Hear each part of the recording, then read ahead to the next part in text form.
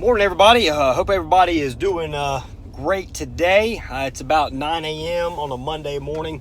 Typically, Mondays is actually a day. Surprisingly, Monday is generally a day that I get to the office a bit later.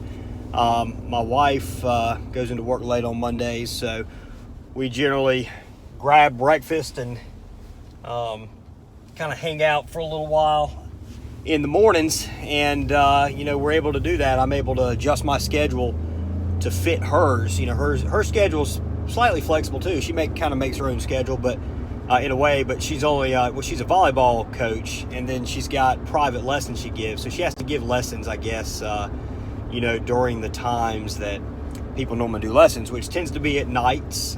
She's got a couple people that get homeschooled that she does during the weekdays. So her schedule isn't necessarily all as flexible. She can choose not to go, but you miss out on that income, and it's something she's really passionate about doing too.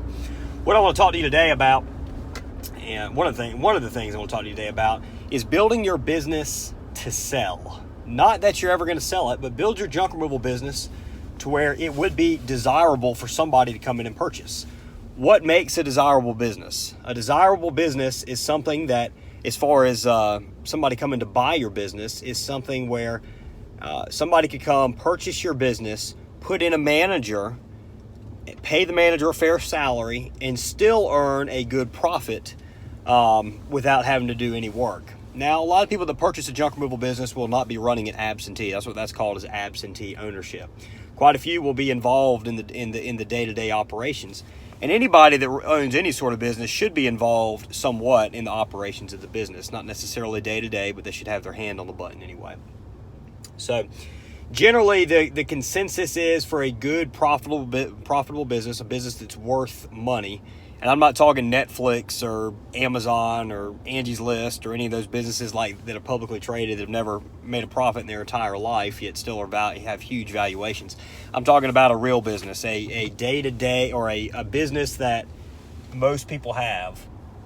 Typically, 15% profits after paying a manager a fair salary is considered a good business. So you want to be able to get in there. You want to be able to pay a manager, depending on your area of the country, somewhere around $50,000, $60,000 a year. Now, if you're up north, it could be more. In certain areas, it could be less. It's kind of the going rate of what a manager would earn.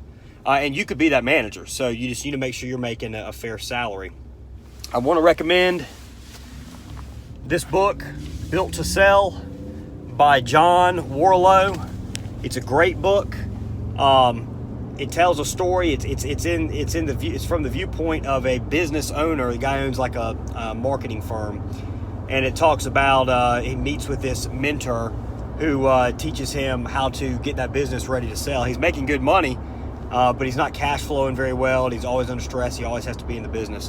What I want everybody to do that partners with Junk Removal Authority and watches these videos, I don't want you to be a slave to your junk removal business. And so many people are. So many people are slaves to their business. They went junk loaders. I don't know if you saw that. It was one of our competition. Some of our competition going down the road. You need to have it in place where you can leave and your business continues to run well.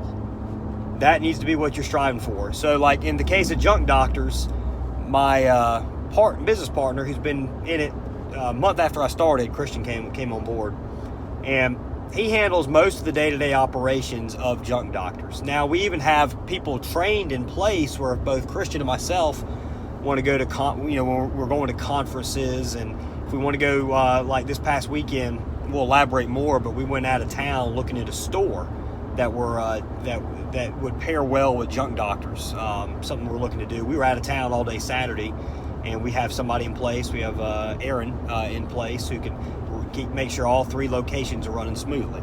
So that's something you need to put in place. You're not going to get it immediately, but you should have it within your first 2 years of operation. What you don't want to have happen is be working for yourself and always have to be there. You can't ever go on vacation.